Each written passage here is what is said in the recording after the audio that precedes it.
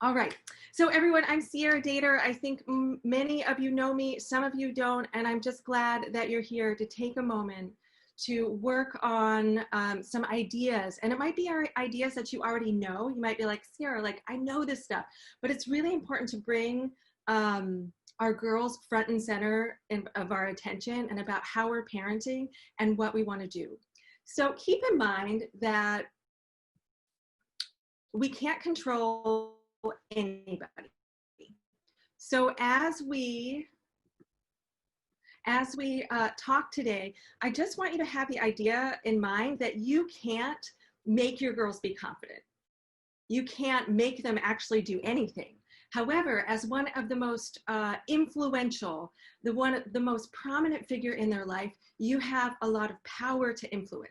All right. And so we're going to talk about ways that you can help influence them, but ultimately this path that they're going to go down is going to be up to them. But we do have a lot of power to influence, which is, and especially in grades K through 3, we still have a lot of power over that, and we have a lot of influence. So I'd like to share with you, before we get into everything, I'd like to share with you a little bit about myself, both professionally and personally, and why I do what it is that I do. So I've been a social worker for about 20 years, and I'm licensed in the state of California. I provide therapy to residents of California around depression and anxiety and life adjustment issues. And I work with youth, adults, and families. So I really see a wide spectrum of people, which makes my work really fun. And I also run a program called Wise Girl Workshops. It's for girls in 3rd through 8th grade. It's a sort of a wellness workshop. It is not therapy. And I'm looking at, right now that's for residents of California, but I'm looking at opening that to a national level starting January 2021. And I'm also looking at doing that, I'm also looking at opening a parent coaching program, moving away from the therapy model a little bit, starting January 2021. So I'll keep you all posted on those things. Personally, this work comes from me personally because I have 2 girls myself. I have a 10 and I have a 13-year-old. And so I've been where all of you are. I'm also a daughter, obviously, who grew up in a family. And so girls just really feel like my area of expertise because I am one, because I have one, 2, I should say. And my mission really is about how to help good families become even better, because the fact that you're all showing up here today is letting me know that you want better for your girls and you want better for yourself as a parent. And I couldn't be more thrilled about that. And so I grew up on the East Coast. I grew up with 2 parents, a mom and a dad and a brother. I really think my family did the best that they could. I had dad that coached Little League for me. My parents were always up in the stands, encouraging me in both sports and academics. I also, my parents worked really hard. I came from a working class, lower working class family. They were blue collar workers. It took a lot to provide for my brother and I growing up where we did. And so I'm truly grateful for my parents and providing us food and shelter, those basic needs that we needed, transportation, getting us an education. I'm so grateful for that. I also grew up in a family that didn't drink a whole lot of alcohol. My parents had alcoholism on both sides of their families, and so they made the choice to not drink a whole lot, and I'm really grateful for that. So I really believe that my parents did the best they could. And I believe that there's a lot of things that I missed out on and that I really could have benefited from as a kid. And not because my parents weren't paying attention and not because my parents were bad people, but just because generationally we all come from somewhere, right? And so our parenting gets passed down from generation to generation. And so,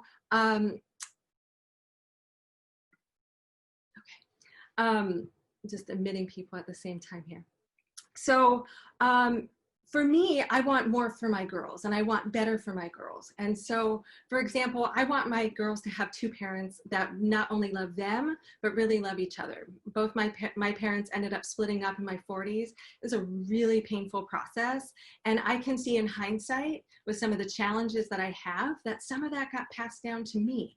And so I've got some work to do on loving my husband, loving my children because of the modeling that I saw. I want my girls to eat whole, healthy foods. I grew up on the East Coast in the day and age, like where the microwave, like made it on the scene, right? So like my parents made whole foods as well, but like everything had like MSG, like the Uncle Ben's rice packet, and, you know, freezer food was a popular thing there. And I'm not saying that those aren't okay things to eat, but I just want better for my girls. I want them to know about food nutrition. I want my girls to know that no means no. I was a kid that pushed a lot of boundaries. And in hindsight and reflection of myself as a person and as a parent, I really could have benefited from my parents giving me more limits, more boundaries, even if I was going to push them. And I also want my girls to learn about how to communicate in assertive and regulated ways. Because in my home, we didn't always communicate in assertive and regulated ways. So that's just a little bit of where I'm parenting from. We are all parenting from our past. And as we talk today, I invite you to think about sort of how your past is influencing how you're parenting your girls, and about confidence, because in part, growing confident girls comes from our past. So how confident were you at the age and stage that your daughter's at? I hear a lot of parents that talk about, like, you know, they have a baby or they have a kid your age and they're like, oh my gosh, I'm so terrified of the teenage years because of how I was, right? So we're all parenting from somewhere. We all want to do better for our kids. Even if we had a wonderful upbringing, we want better, we want more. And again, I think my parents did the best they could, and I still want more. And I'm gonna work for my girls, and I get the sense that you all are willing to as well. So when I invited you to this webinar today, if you read the fine print, you would see I didn't invite you to a talk. I invited you to an experience, okay? So I really want you to take this time together to really experience what it is that's happening. I want you to take in me. I want you to take in the slides that I'm going to show you. I want you to take in each other. Feel free to look around the room. How's everybody? What's going on over there? I invite you to take a listen, like to really deeply listen. What is Sierra telling me today? What is my community telling me today? And I invited you to get a paper and pen because I want you to take it in through your body. I'm going to invite you to do a little writing. I also invite you to take some notes today. Write down things that are catching your attention, and then also participate in the activities that I'm going to ask you to write about. Nothing too extensive, by the way. And I also want you to experience what is happening in your body as I share these points with you. Do you notice you're starting to feel some anxiety? Maybe your heart's going, maybe your muscles are starting to tense. Maybe in my last workshop, I know parents were crying. Not on screen, they muted themselves, but in some of the chat, like, Sierra, I'm really moved to tears by what it is that you're sharing. So pay attention to what's happening in your body. Let yourself feel it, notice it. What does it have to say to you? So today is this next hour is just about an experience for yourself. And in being with yourself, we're going to talk about ways to grow confident girls. So let's get into it. So I'm going to share my screen here. At least I thought it was. Hold on for a minute here. There we go. Can I have a thumbs up if you can see that? Super. Okay. So Growing Confident Girls, here we are. Wise Girl Workshops is my program I was sharing with you about. So our agenda for today, we're going to talk about a definition of confident. We're going to talk about 5 ways to grow confident girls. Keep in mind, you can't make them do anything, right? But we can try and influence. We're going to talk about one thing you can do today to improve your relationship with your girl and grow confidence. With time left, if we have any, we're going to do a question and answer. And then I invite you to do an evaluation poll. It just helps me understand how I can do things a bit better. It takes just a few minutes, and I would really appreciate your feedback with that. So I kept the definition really simple. Having or showing assurance and self-reliance. And some synonyms when we think about confident, we think about certain, trustful, having faith in themselves, the world, secure, and assured. Who would not want this for their girl, right? With themselves, with you, with their friendships, with their community, and with the world. We hope to help them be confident. We hope when they leave our nest that they have confidence. So the first idea, I'm going to share with you 5 ideas. The first idea, where I start with most people when they come and see me on an individual level in my therapy practice, if we're talking about parenting and kids, you got to understand her developmental stage. Okay. And I imagine many of you, when you had young kids, like when you were a new mom, maybe you had that what to expect when you're expecting, and it talked about all the stages. Well, that needs to continue through, I highly encourage it continues, you looking at her developmental stage, because it's really going to help inform us. Because when we understand where they're at developmentally, it helps us understand whether our expectations, whether our limits, like how we're parenting, it really helps inform us. Because as adults, sometimes we can think like, we think like adults. And so a lot of times we might push that onto our children, especially if you have a girl that's like pretty mature. And so then we can start having expectations that are really unreasonable. So this is a really good thing to review. There's a lot about development. I'm going to highlight some points for you to think about in the stage of kindergarten through 3rd grade, which I've got to say is kindergarten through 3rd is huge. Where somebody's at in kindergarten is much different than where they're at potentially in 3rd grade. So her fine motor skills are getting more refined as development progresses, right? So you remember when your kid maybe held a crayon with it, the whole hand and circled? Well, now they're learning how to hold the pen and the pencil, and learning about how to work those fine motor skills instead of those gross motor skills, those big muscles. They're able to give more attention to detail. Keep in mind, as development progresses, right? Your kindergartner is not going to probably have as much attention as your 3rd grader, as your 6th grader, as your adult, right? So as we move through, this is going to become a bit stronger. The ability to hold more attention is going to be prevalent at this stage, okay? Friendships are important, but family is most important, which is like one of the beauties of this stage. They love family. They want to be with you. They want to cuddle with you. And yes, they might want to be with friends, but family is really their world still. And so soak that up. They're having more of a sense of humor, which is such a fun part of this stage, right? As they start to develop, and their humor, it's like, oh, they're really funny, right? And they're coming up with their own jokes sometimes and their own ideas. This is just one of the beautiful parts of this stage. They might shift. If you had a girl that played a lot more with boys, or boys and girls, you may find that she is more interested in playing with girls. This is a stage where that divide starts to show up. That's certainly not for all girls, but you may see that with yours. They have a real desire to do well and do things right, okay? And I know sometimes that can feel a little challenging if you feel like your kid is kind of sabotaging themselves, but underneath it all, kids have a desire to do things well and to do things right. They're real concrete thinkers, okay? And this is a real important part of this stage, is they're not thinking adult-wise. They are not abstract thinking. So for example, a way of concrete thinking might be if we think about the concept of bedtime. If you were to ask your kid about bedtime, they might say, oh, bedtime is when the lights go off and I put on my jammies and I cuddle with my stuffies, right? Real concrete, like 3 steps. When we think of bedtime as adults, we think about like the sun's going down. It's the hour of day. It might be showing that you're tired. Yes, it's jammies and stuffies and lights out, but there's a whole process. We brush our teeth. We read a story. We turn off the lights for a certain number of hours, and then we're going to get up at a certain time because bedtime is going to shift to morning. It's like there's this whole thought process that is sort of abstract. And girls in kindergarten through 3rd grade, they are concrete thinkers. There can be a real emphasis on fairness. If you've got 2 kids, you might hear, or more, you might hear that that's not fair a lot. She always gets, or he always gets, right? They're really looking at this concept of fairness.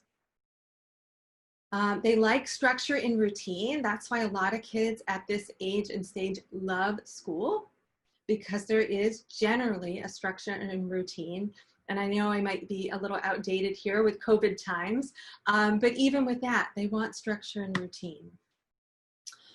They can be critical of themselves. You might hear them say things like, I'm stupid, or no one likes me. They're starting to have an awareness about things. They're also hearing what you're saying about yourself. Keep that in mind. We'll talk about that a little bit. But at this age and stage, they can start to be critical. They want to please people, especially adults. It's really important to them. They enjoy movement a lot of times, running, skipping, hopping. This is why recess is so important. It allows them, I mean, recess is important for a lot of ways, but they just enjoy moving their bodies. We have a trampoline at my house, and my kids are always on it. And gosh, my adult body on a trampoline feels so much different. But as I watch my girls move and bounce, I'm like, oh my gosh, it just looks so heavenly the way that they can move. And they just enjoy it. They're developing a moral sense of right and wrong. Often that's based on your messaging, okay? Kids are really listening to you at this age and stage of development. There's more independence from family, so sometimes they might want you to go away. As much as they love family, they might want to have time on their own or time with a friend. So there can be, while there's still this draw to family, there can be a stretch for more independence. They're developing self-regulation skills. We're going to talk more about this because this is an important one. And they're improving their ability to cope with big emotions. So what I want you to get from all this is a progression. It's not that they hit kindergarten and they've got it, or they hit third grade and they've got it. This is as their development progresses. And as you know, as you remember those early parenting books you might have looked at, or just talking with your friends. Remember when kids walked, it was a spectrum, right? Some kids walked at 9 months. Some kids walked at 14 months. It was a big variation, right? And so development is the same. There's a spectrum of it.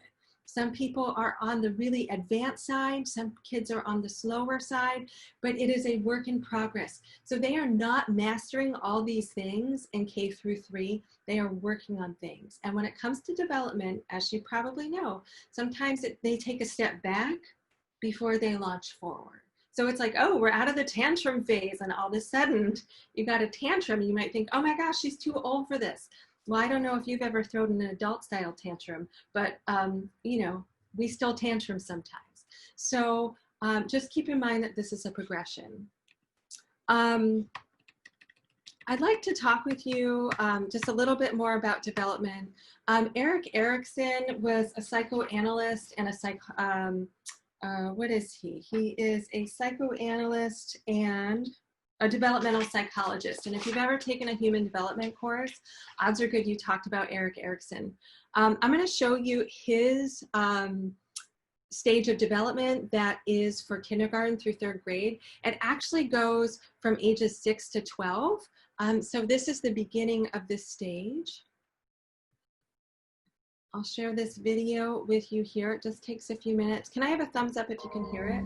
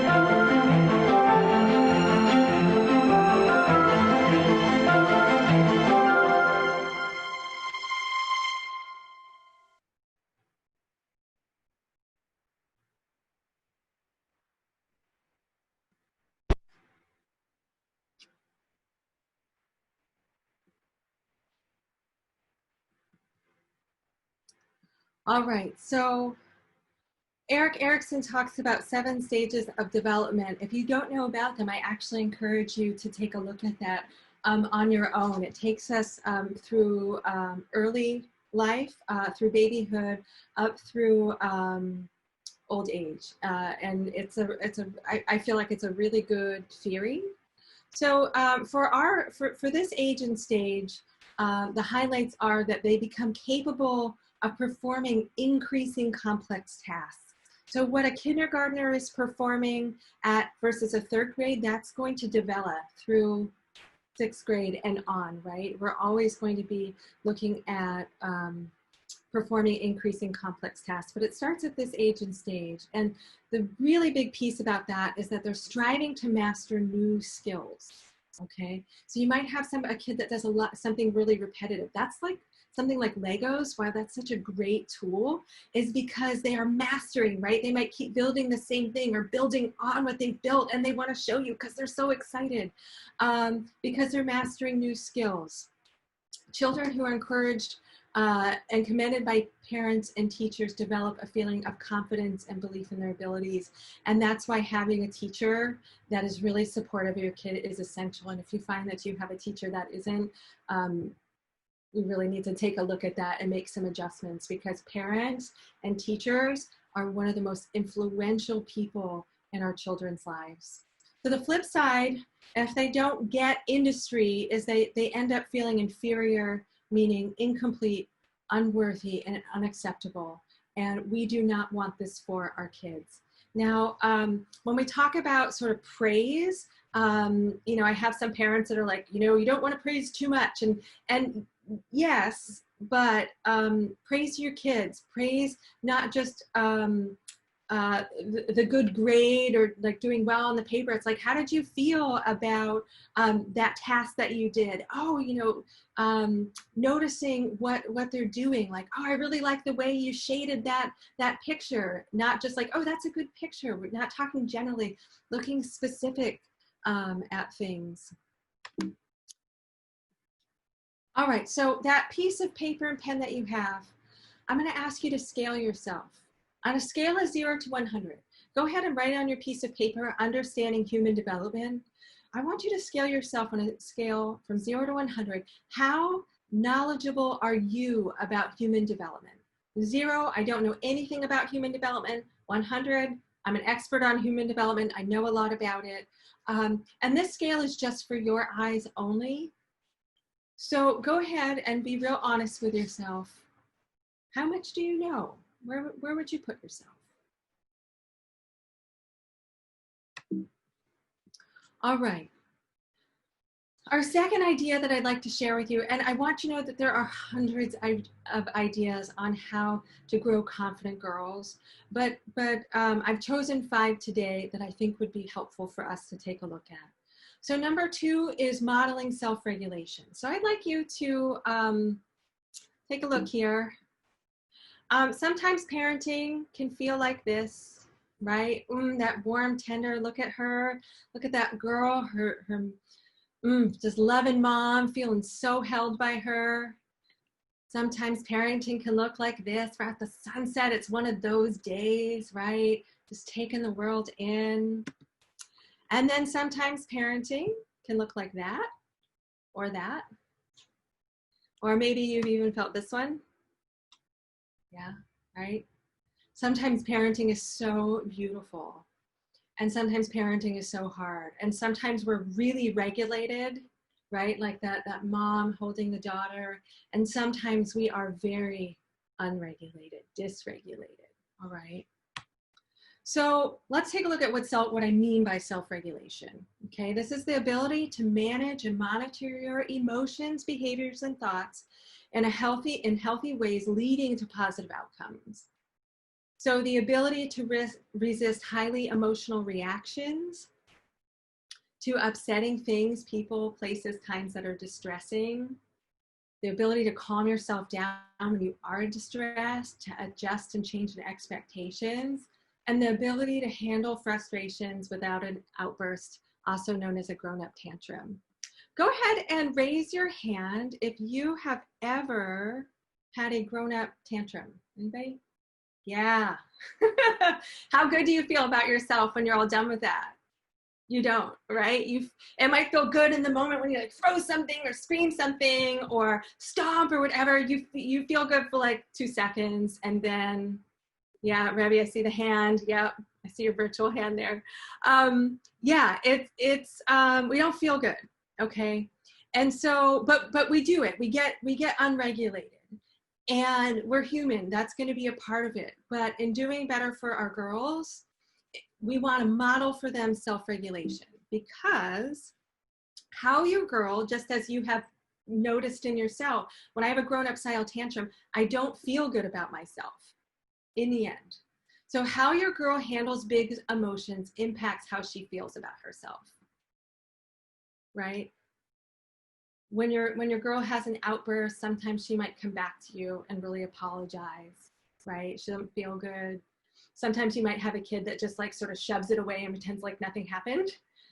That's a sign that they don't feel good about themselves, right? They just want to like quickly move on. They don't want to talk about it anymore. So we need to model this for them big time, because take this in. If you take anything away today, this is it. And I know you know this, but I want you to really like absorb this one. She is watching and listening to you. And if you've ever had that moment where you see your girl do something, she sounds like you, maybe she's got a tone and you're like, oh my gosh, that's me, right? That's a clue that if you don't like what you're seeing, that you need to do something different. Or maybe your spouse needs to do something different. If you're like, oh my gosh, she's doing that thing. She's acting in this really, and I know I'm talking sort of professionally here, unregulated, unglued, right? That we need to take a look at what we're doing as parents. So go ahead and scale yourself.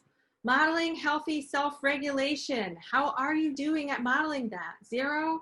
Not at all. 100. I couldn't do any better. Scale of 0 to 100. Where are you?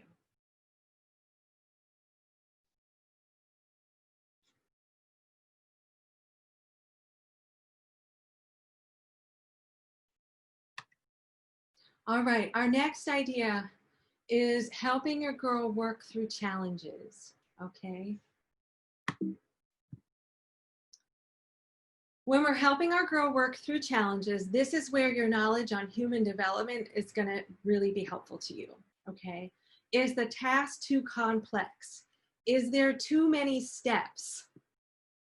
Has your girl ever gotten one of those like rainbow loom kits or one of those art kits that the box says it's for her age, or maybe somebody gave it to her and it's a little too old for her, but she wants to pull it out, right? And she wants to do it and she doesn't, she just wants to do it. But you know, as you look through those long directions, that this is pretty complex.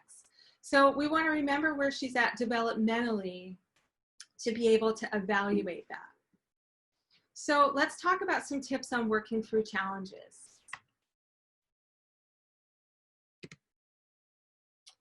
Get self-regulated before you approach the challenge.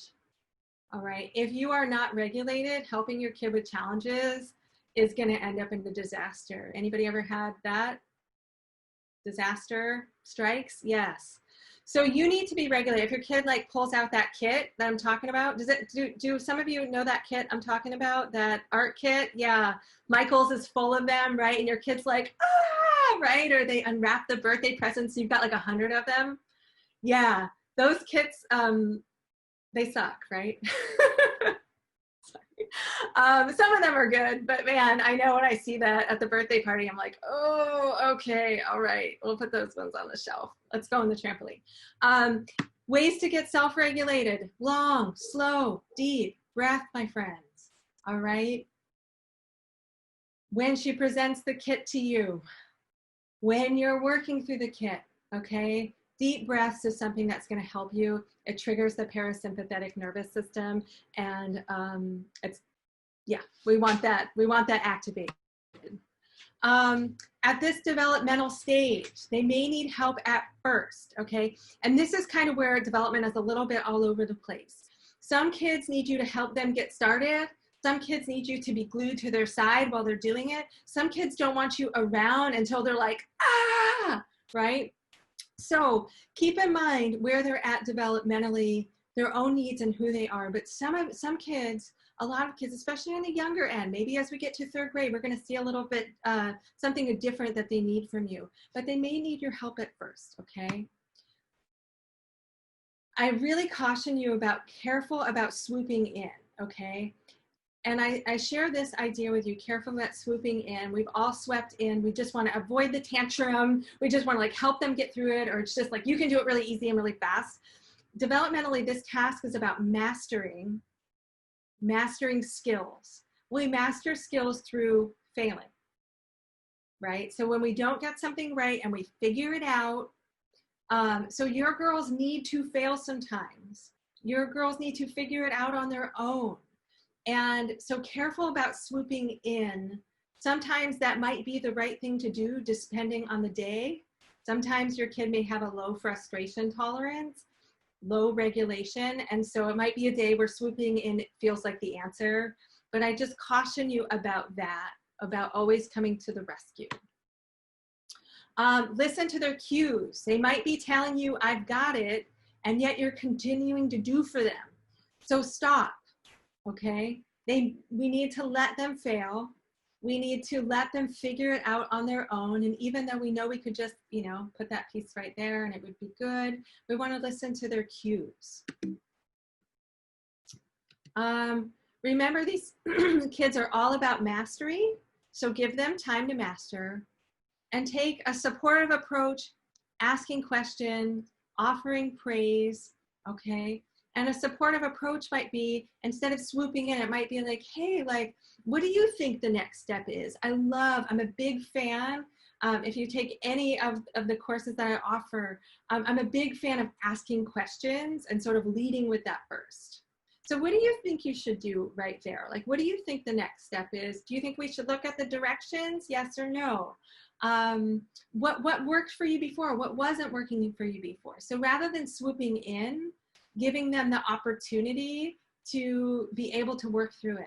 Now, I know sometimes, especially if you've got a kid with kind of a short fuse, and when we think developmentally, attention-wise, their attention might not be super stellar in kindergarten to do that kit that I'm talking about. So the questions might be limited then compared to when they're in 3rd grade. You might have a lot more room to be able to ask questions. We want to model self-regulation during the challenge that you're approaching. So you might take deep breaths in front of your kids, but not in a way that like makes them feel bad. Just like, hey, like I notice my chest is starting to pound. I notice I'm getting a little nervous or I'm feeling a little upset. I'm just going to take a deep breath.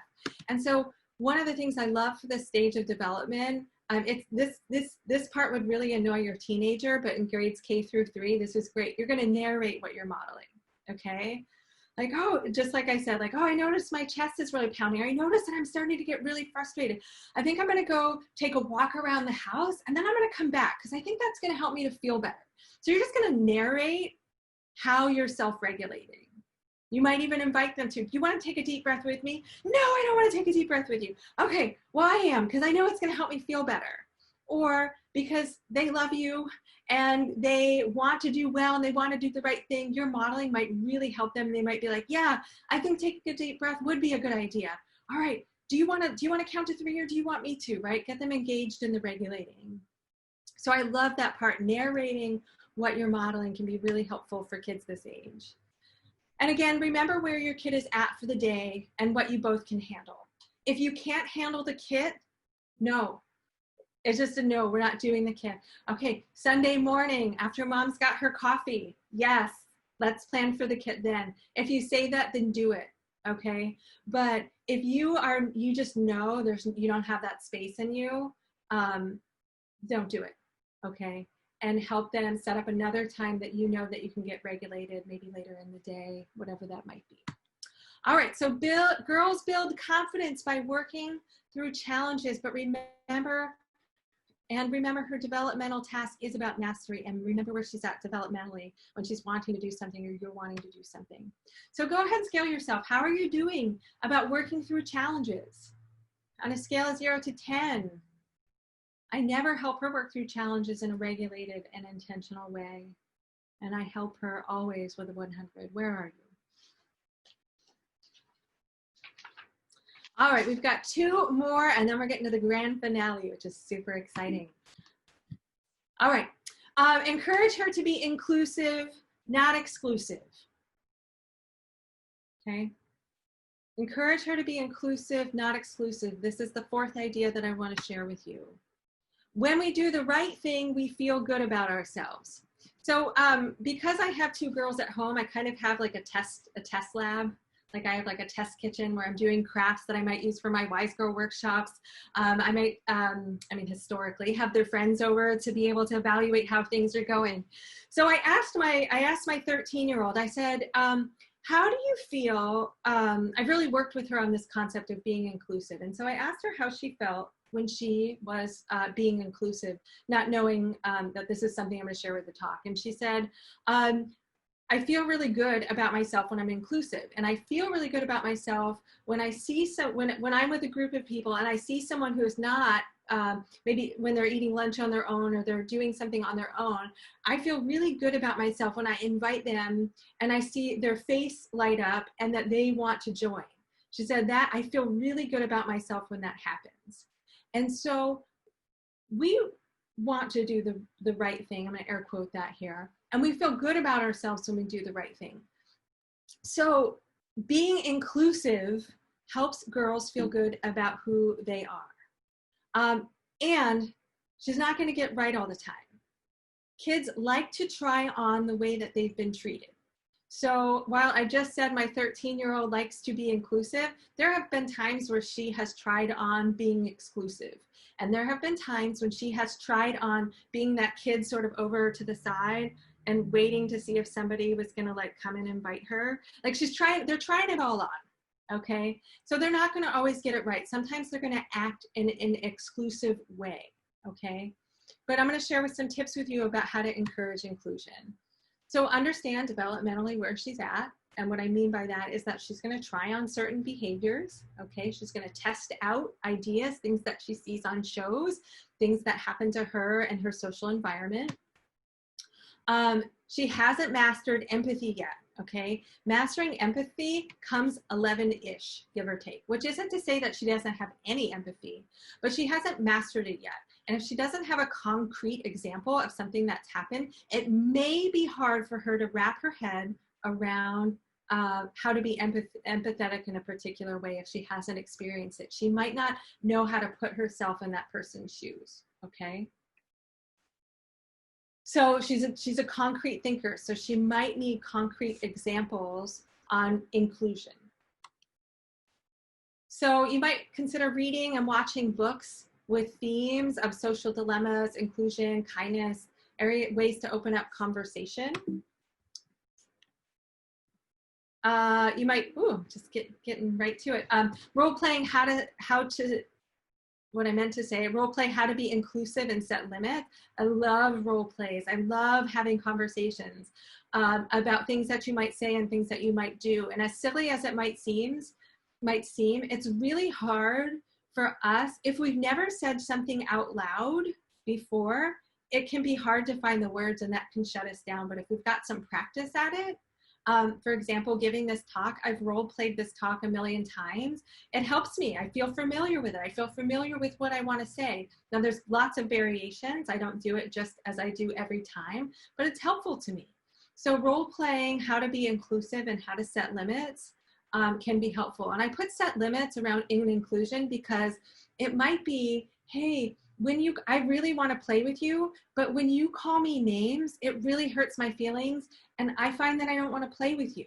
So I'd love to play with you. I'd love you to join me, but I'm going to ask that you be nice when we play.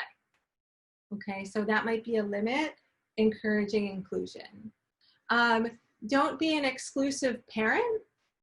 And this is where modeling and talking out loud. So for example, you might be like, oh, you know, I was gonna invite so-and-so over, but I realized like, I like when all of my friends are able to get together. So I'm actually gonna invite so-and-so to come over too, because it feels really good. Again, this sort of talking out loud, it feels really good when everyone feels included. So I wanna make sure to include all the friends that I can.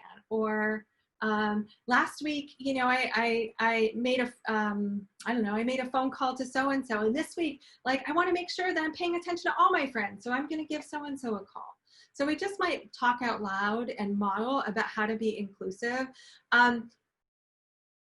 We can be exclusive as parents, and I just really caution you around that. We want to nip bullying in the bud. If you see that unfolding, we really want to work with our kids around that. And I know none of us want to think that our kid could be a bully, but our kids can be bullied, okay?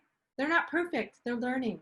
This is what this stage is all about, learning. Well, that's life, right? It's all about learning. Teach your girl what she can do if her feelings are hurt, so she doesn't have to try and hurt back. Okay, because this doesn't make kids feel good in the long term, right? When we sort of get revenge, if you've ever gotten revenge on somebody or tried to sort of do what's been done to you, it really doesn't feel good, and it doesn't grow confidence in us, okay? Doing the right thing helps us to feel confident. Being inclusive, we could think oftentimes can be the right thing to do, and it helps build confidence. And inclusivity may help her in the long run. Okay, because when I talk with older girls about how they want to be seen, when I talk with them in my work, a lot of them say they want to be seen as kind and friendly. Well, being inclusive is kind and friendly. So if she can learn these tools, how to be inclusive and really soak that in this younger stage of development, that's going to help her in the long run, potentially. So go ahead and scale yourself. How are you doing at encouraging inclusion? And I know this is kind of funky right now with COVID time, because in some ways we might have to be exclusive right now, depending what your value is and where you're at. So how are you doing at being inclusive? 0, I'm never encouraging inclusion, and 100, I'm always. All right, our last, oh, I gotta speed it up here. Our last idea is setting clear and consistent limits and expectations with warmth and love. There's a lot of words there. Take that in. Setting clear and consistent limits and expectations with warmth and love. So I know we're like, wait a minute, Sarah, we're talking about boosting confidence, growing confidence in my girls, and yet you're talking about me. Well, because it is about you. Granted, you can't make them, but you can help sort of have this ripe soil that has inclusivity, that has an understanding of human development, right? There's all of these things that are woven in the soil, and this is a piece of it, okay? So if you start setting clear and consistent limits and expectations now, you are setting your girl up for understanding what appropriate behaviors are, okay? If you try and start setting clear and consistent limits and expectations, I'm not saying possible, but if you decide you're going to start that in 7th grade or 9th grade, you're going to get a big pushback, okay? And I see it all the time in my work. So you want to start laying this foundation now, like today, if you're not already, and I imagine many of you are, okay? But you want to start today. You are going to love yourself later, okay? You're going to show her how to have self-discipline by setting clear and consistent expectations and limits. You're going to show her, it's going to help her and how to deal with big emotions, okay? She's not going to get this right. She may have big tantrums. She may give you a lot of pushback, okay? But having clear and consistent limits and expectations gives her some containment. Kids need containment. And it sends the message that you care. Okay, when you are clear and consistent, it sends the message that you care. The other thing that does, it keeps the parent-child structure aligned. Sometimes because of lack of limits and boundaries, and also from parenting from our past, if we didn't have good modeling about this, it can be really hard. Like I don't even know how to do this, okay? Sometimes I see families where the child is in charge and the parents are doing whatever it is that child wants. This creates chaos.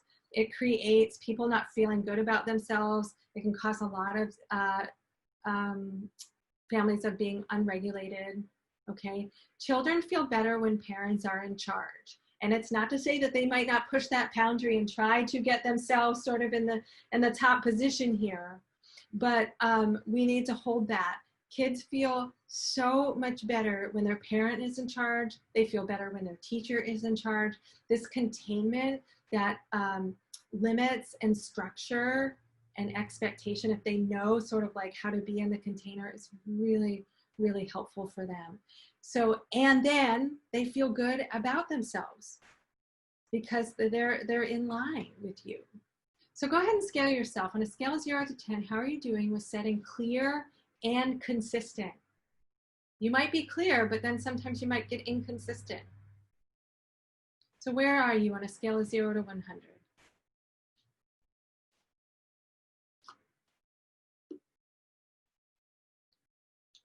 All right, we're getting to the good stuff here. And we've got about 9 minutes. All right.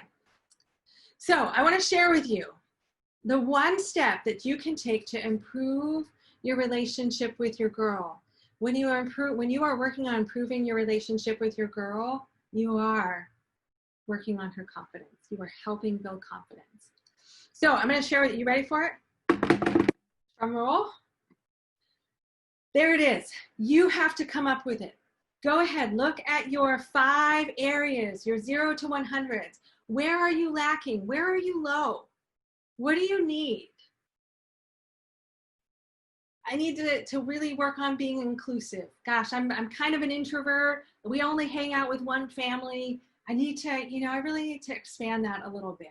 Need to really maybe focus on helping her be able to get together in whatever capacity that is with her friends. Zoom, social distance, in person, wherever it is in your value, no judgment here. Are you like, I've never studied human development. I'm in the tech world. I don't even know anything about that. Well, maybe that's an area. I